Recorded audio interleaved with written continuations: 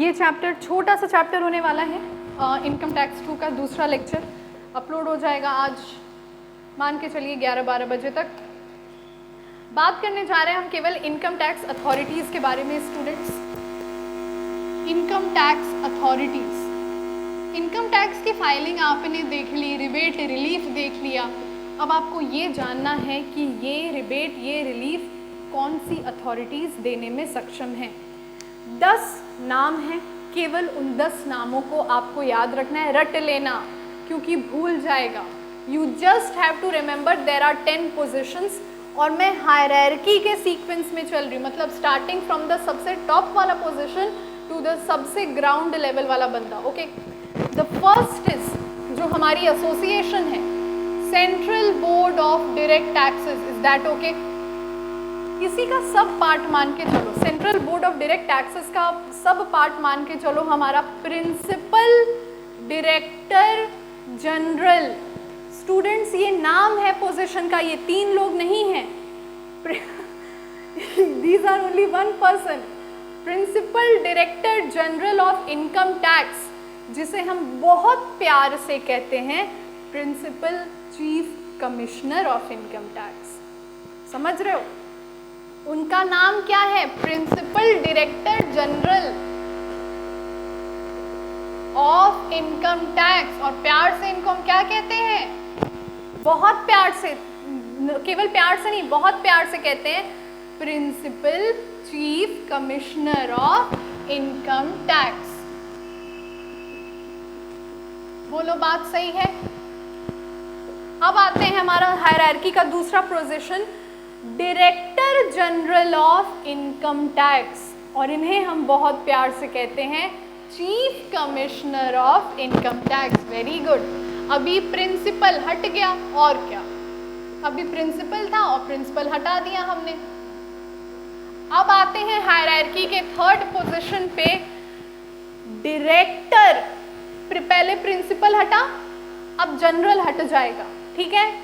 Director of income tax, जिसे हम बहुत प्यार से कहते हैं कमिश्नर्स ऑफ इनकम टैक्स। ये जितने मर्जी उतने सरकार अपॉइंट कर सकती है, मतलब ये कोई एक व्यक्ति नहीं है। डायरेक्टर्स ऑफ इनकम टैक्स या कमिश्नर्स ऑफ इनकम टैक्स।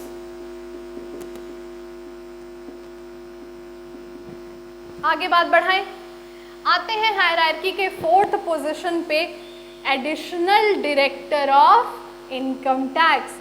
इन्हें बहुत प्यार से कहते हैं additional commissioner of income tax. Very good students.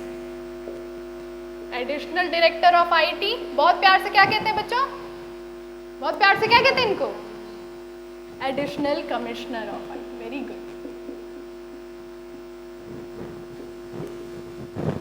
अच्छा, तुम्हारे एमसीक्यू में इनको फॉर्मली भी बोल सकता है कि भाई नाम बताओ, या उनको बहुत प्यार से भी पूछ सकता है कि इनका दूसरा नाम बताओ।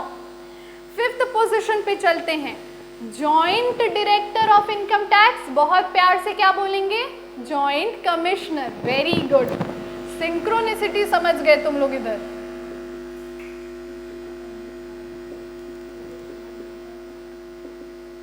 Is that okay? Okay. Now looking at the 6th position, deputy director of income tax. बहुत प्यार से डेप्यूटी। Very good.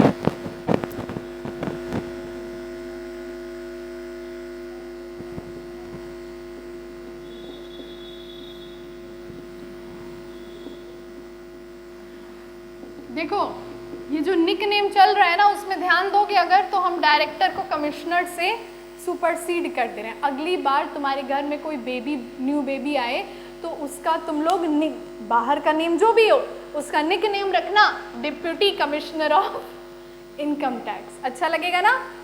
छोटे बच्चे का प्यारा सा क्या नाम है?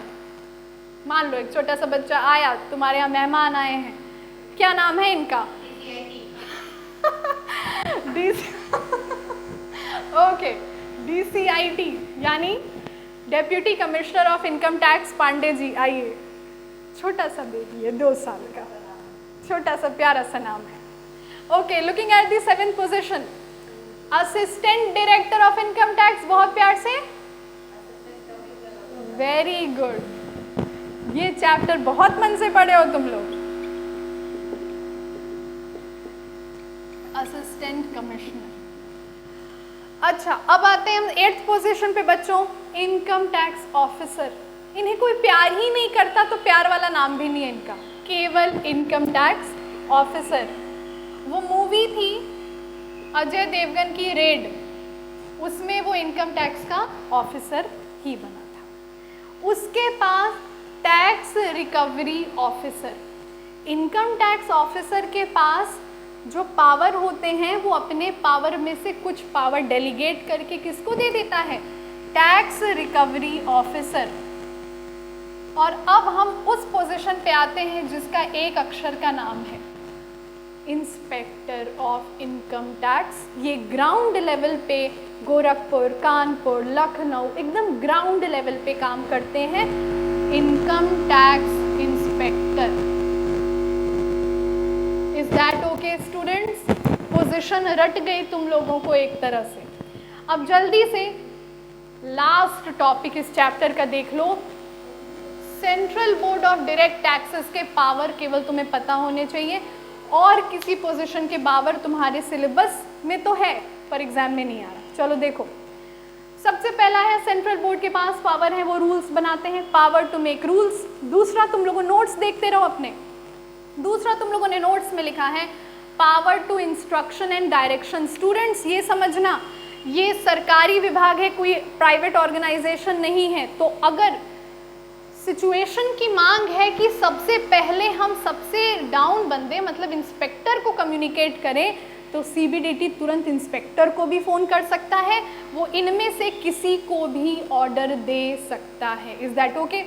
उसके बाद थर्ड पावर जो है, power to authorize income tax authority to admit application. किसी की एप्लीकेशन जायज़ है या गलत है, ये डिसीजन सीबीडीटी लेता है। अगर इनमें से कोई जो डिसीजन ले रहा है इस क्षमता में नहीं है, इस कैपेसिटी में नहीं है कि डिसीजन ले सके।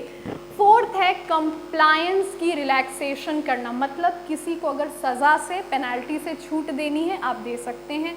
उसके बाद पावर टू अपॉइंट, मतलब सीबीडीटी ही इन सारे पोजीशंस पे कौन बैठेगा ये अपॉइंट करता है।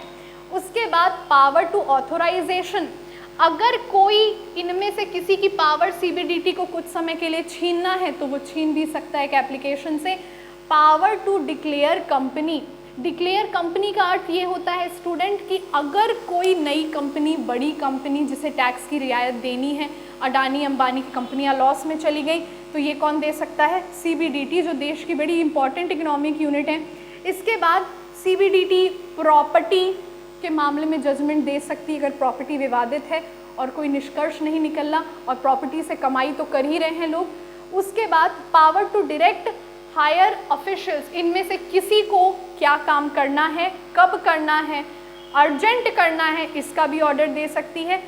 कॉन्करेंट जूरिसडिक्शन, इसका ये मतलब है अगर दो असेसिंग ऑफिसर में झगड़ा हो गया, वो कह रहा है नहीं हम सही, वो कह रहा है नहीं हम सही, दोनों जाएंगे किसके पास, सीबीडीटी, बताओ कौन सही।